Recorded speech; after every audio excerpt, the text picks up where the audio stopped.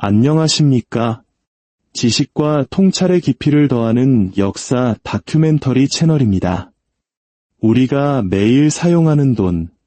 이 돈에는 우리가 학교에서는 결코 배우지 못했던 보이지 않는 강력한 법칙들이 숨어 있다는 사실을 알고 계십니까? 모든 제국은 스스로 새로운 종류의 돈을 발명했다고 믿었지만 역사는 예외 없이 그 생각이 틀렸음을 증명해왔습니다. 돈은 정치적 구호나 긍정적인 약속, 혹은 막연한 희망 따위에는 아랑곳하지 않는 깊고 완고한 자신만의 법칙을 따릅니다. 이 법칙들은 수세기에 걸친 위기 속에서 발견되고 잊혀지고 또다시 발견되기를 반복해왔습니다. 만약 당신이 이 법칙을 모른다면 왜 세상이 항상 나에게 불리하게 돌아가는 것처럼 느껴지는지 영원히 이해하지 못할 것입니다. 오늘 밤 우리는 고대 로마에 변질된 동전부터 오늘날 중앙은행의 디지털 속임수에 이르기까지 잊혀진 돈의 법칙들을 파헤쳐볼 것입니다. 그리고 이 금융게임이 처음부터 왜 결코 공정하지 않았는지 그 본질을 목격하게 될 것입니다. 이야기의 시작은 가장 기본적이면서도 가장 무자비한 규칙, 그레샴의 법칙입니다. 16세기 토머스 그레샴 경은 엘리자베스 1세 여왕에게 이렇게 설명했습니다.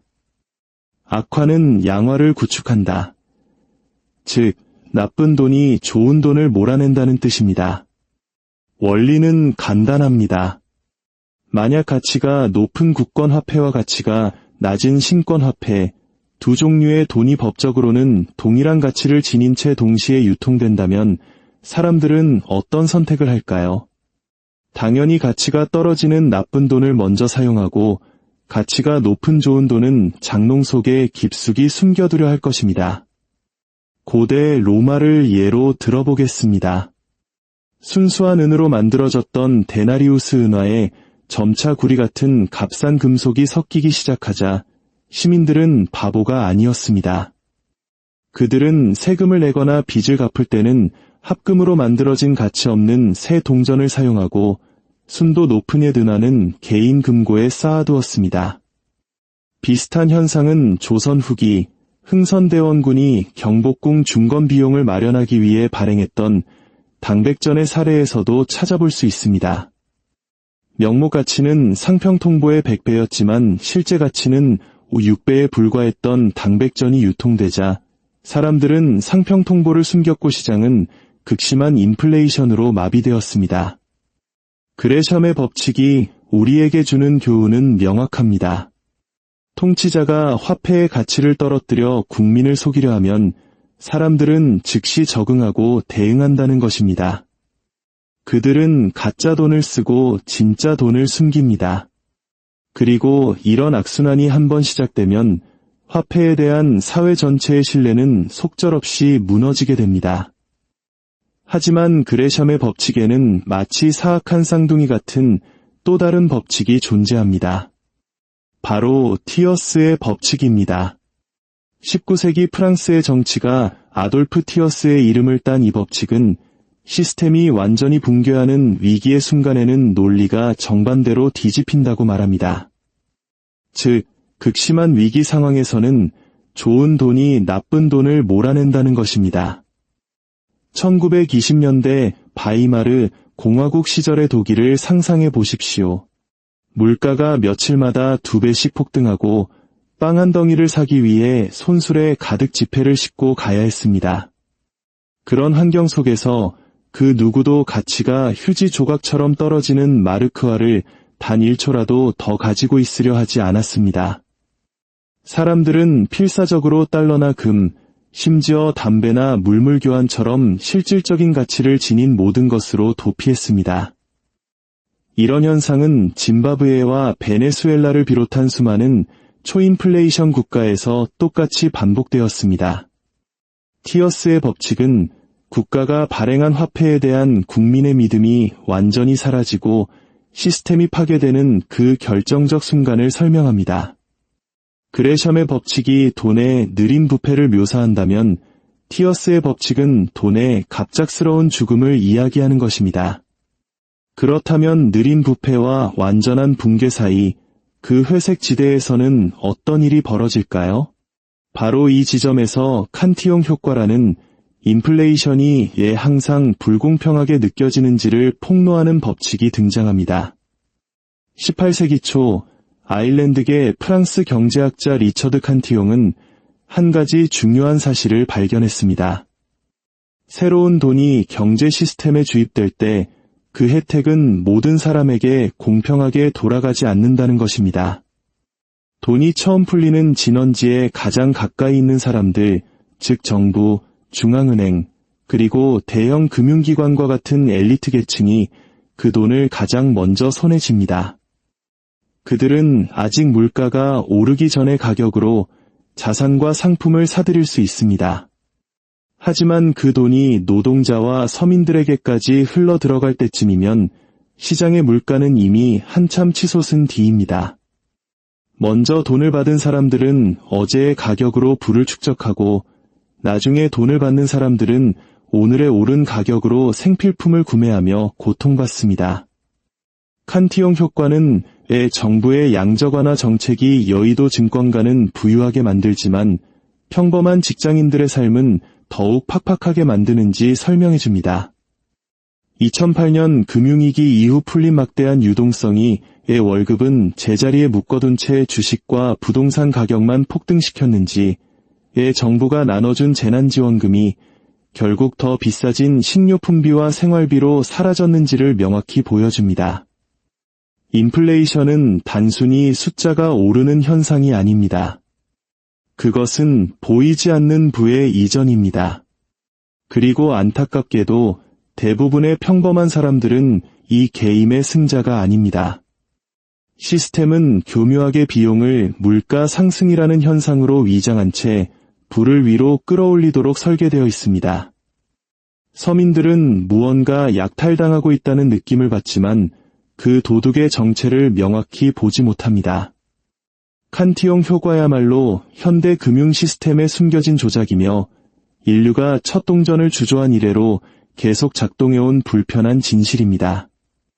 칸티용 효과가 새로운 돈이 어떻게 부자에게로 흘러가는지를 설명한다면 금융억압은 정부가 당신이 그 불리한 게임에서 결코 빠져나오지 못하도록 어떻게 시스템을 설계하는지를 보여줍니다. 이 용어는 제2차 세계대전 이후 막대한 국가부채에 직면한 각국 정부가 손쉬운 해결책을 찾지 못했을 때 만들어졌습니다. 세금을 올리면 국민적 저항에 부딪힐 것이고 채무 불이행을 선언하면 국가 신용도가 파괴될 것이기 때문입니다. 그래서 그들은 제3의 방법을 찾아냈습니다. 바로 국민들을 금융 시스템 안에 가두고 조용히 그들의 부를 잠식하는 것이었습니다. 방법은 이렇습니다. 중앙은행은 금리를 인위적으로 낮게 종종 물가 상승률보다도 더 낮은 수준으로 유지합니다. 이것은 당신의 예금 계좌가 실질적으로는 매년 가치를 잃도록 보장하는 것과 같습니다. 동시에 자본 통제를 통해 국민들이 자금을 해외로 옮기거나 다른 대체 자산을 구매할 수 있는 능력을 제한합니다. 결국 시민들은 마이너스 실질 금리라는 덫에 갇혀 저축의 가치가 하락하는 것을 지켜볼 수밖에 없었고, 그동안 정부는 인플레이션을 통해 자신들의 빚을 조용히 지워나갔습니다. 이것은 표면적으로는 보이지 않지만 시간이 지남에 따라 파괴적인 결과를 낳는 소리 없는 세금이었습니다. 오늘날의 상황도 다르지 않습니다. 2008년 금융위기 이후 10년 넘게 제로에 가까운 초저금리 시대가 이어졌습니다. 저축가들은 실질적으로 수조 원의 부를 잃었고 그 돈은 주식과 부동산을 이미 소유한 자산가들의 주머니로 흘러들어갔습니다. 우리 역시 저금리 시대에 벼락거지라는 신조어가 생겨날 만큼 자산 가격이 폭등하고 월급만으로는 따라갈 수 없는 현실을 경험했습니다. 이것은 결코 우연이 아닙니다. 21세기에 맞게 업데이트된 금융억압 정책의 결과물입니다. 정부의 입장에서 이 방법의 가장 큰 장점은 대부분의 시민들이 무슨 일이 일어나고 있는지조차 깨닫지 못한다는 것입니다. 그들은 그저 이유도 모른 채 점점 더 가난해짐을 느낄 뿐입니다. 하지만 돈의 법칙은 개인의 수준을 넘어 제국 전체의 운명을 좌우하기도 합니다. 이는 우리를 트리핀의 역설, 즉 기축통화의 덫으로 이끕니다. 1960년대 벨기에 출신의 미국 경제학자 로버트 트리핀은 미 의회 청문회에서 당시 세계 경제 시스템의 근간이었던 브레턴우즈 체제의 치명적인 결함을 경고했습니다. 그의 논리는 이랬습니다. 만약 미국 달러가 세계의 기축통화가 되려면 미국은 전 세계 무역에 필요한 충분한 양의 달러를 공급해야만 합니다. 이는 필연적으로 미국이 무역 적자를 감수해야 함을 의미합니다. 즉, 버는 것보다 더 많은 돈을 해외에서 써야 다른 나라들이 무역에 필요한 달러 유동성을 확보할 수 있다는 것입니다. 단기적으로 이 시스템은 성공적이었습니다. 세계는 달러를 신뢰했고 국제교역은 폭발적으로 성장했습니다. 하지만 장기적으로 이 구조는 시스템의 불안정성을 보장하는 것이나 다름없었습니다.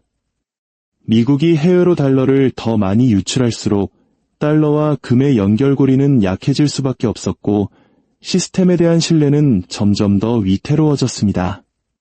트리핀의 경고는 1971년 리처드 닉슨 대통령이 달러의 금태환 정지를 선언하며 현실이 되었습니다.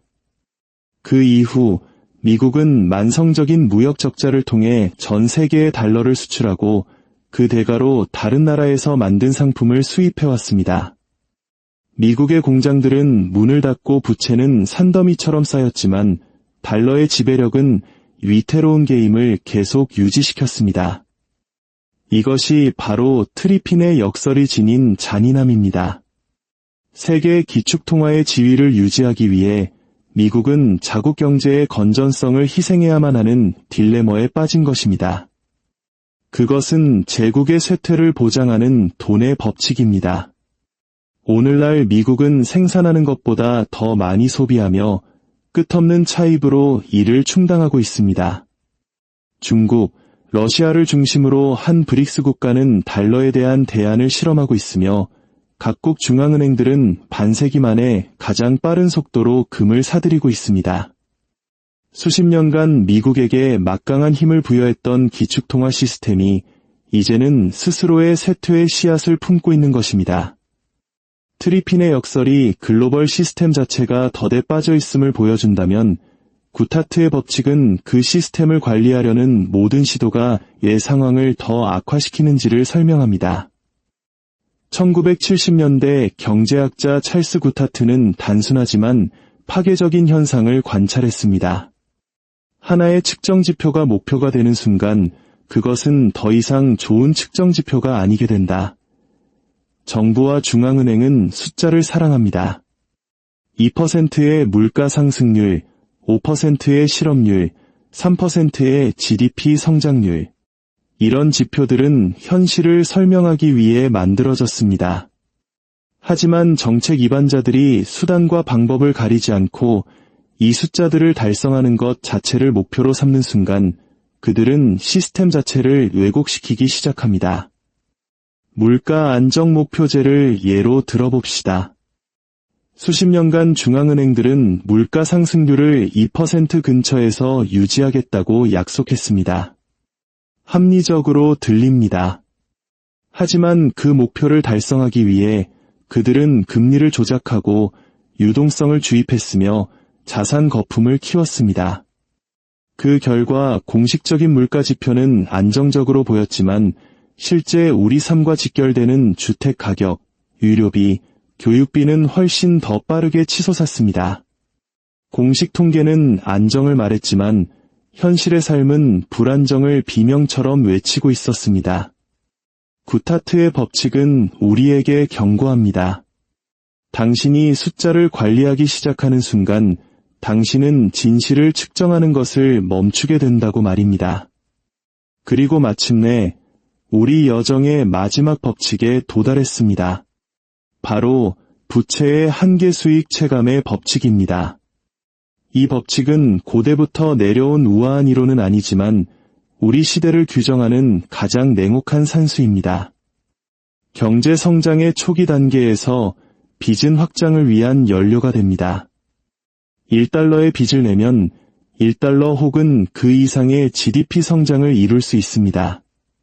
하지만 시간이 지나 부채가 계속 쌓이면 그 효율은 떨어지기 시작합니다. 1달러의 새로운 빚이 겨우 50센트의 성장을, 그 다음엔 25센트, 나중에는 그보다 더 적은 성장을 가져옵니다. 결국 빚은 계속 늘어나는데 성장은 멈춰버리는 순간이 찾아옵니다. 경제라는 기계는 더 이상 가속하지 못하고 그저 빚의 무게에 짓눌려 신음할 뿐입니다. 우리는 지금 바로 그 단계에 살고 있습니다. 각국의 국가부채는 천문학적인 수준에 도달했습니다. 새로운 부양책은 더 이상 실질적인 부를 창출하지 못하고 단지 금융시장을 떠받치고 복지 비용을 충당하며 성장하고 있다는 환상을 유지하는 데 사용될 뿐입니다. 하지만 수학은 거짓말을 하지 않습니다. 부채 포화 상태는 모든 제국이 도달하는 마지막 게임입니다. 로마는 확장이 멈추자 동전의 가치를 떨어뜨렸고 프랑스 왕정은 1789년 혁명 직전까지 빚을 내다 스스로 붕괴했습니다. 대영 제국은 두 차례의 세계대전 이후 막대한 부채 아래에서 신음했습니다. 이제 세계는 같은 심판대에 서 있습니다. 빚은 탈출구를 마련해주지 않습니다. 그저 시간을 벌어줄 뿐입니다. 자, 한 걸음 물러서서 이 법칙들이 우리에게 무엇을 가르쳐주는지 생각해봅시다. 돈은 마법이 아니며 중력처럼 거스를 수 없는 법칙의 지배를 받는다는 것입니다. 나쁜 돈은 좋은 돈을 몰아내고 이기는 사람들을 안전자산으로 내몹니다. 새로운 돈은 다수에게 닿기 전에 소수를 부유하게 만듭니다. 정부는 빚을 지우기 위해 국민을 억압하고 기축통화는 스스로를 갉아먹습니다. 목표가 된 지표는 진실을 왜곡하며 빚은 결국 모든 것을 삼켜버립니다. 잊혀진 돈의 법칙들은 단순한 학문적 호기심이 아닙니다. 이것은 이 시대를 살아남기 위한 생존 지침서입니다. 왜 인플레이션이 저축가들의 부를 앗아가는지, 왜 월급은 항상 물가를 따라잡지 못하는지, 왜 서민들의 대출이자 부담은 무거워지는데 자산시장은 최고가를 경신하는지, 그리고 왜 모든 국가는 신뢰 위에서 흥하고 빚 위에서 망하는지를 설명해 줍니다. 그리고 여기 가장 받아들이기 힘든 진실이 있습니다. 이 게임은 처음부터 당신이 이기도록 설계되지 않았다는 것입니다. 평범한 시민들은 투명성 아래 살아가지만 엘리트들은 비밀주의 아래 살아갑니다. 당신은 꼬박꼬박 세금을 내지만 그들은 자산을 이전합니다. 당신은 월급을 받지만 그들은 돈이 풀리는 근원지에서 가장 먼저 돈을 받습니다. 당신은 가치가 하락하는 현금을 보유하지만 그들은 가치가 상승하는 자산을 보유합니다. 이 시스템은 그 자체의 법칙을 따릅니다. 그리고 당신이 그 법칙을 배우지 않는 한 당신은 언제나 눈을 가린 채 이 게임에 참여하게 될 것입니다. 역사는 반복되지 않을지 모릅니다. 하지만 돈은 언제나 같은 법칙을 따릅니다. 그리고 당신이 그 법칙을 이해하지 못한다면 그 법칙은 예외 없이 당신을 짓누를 것입니다.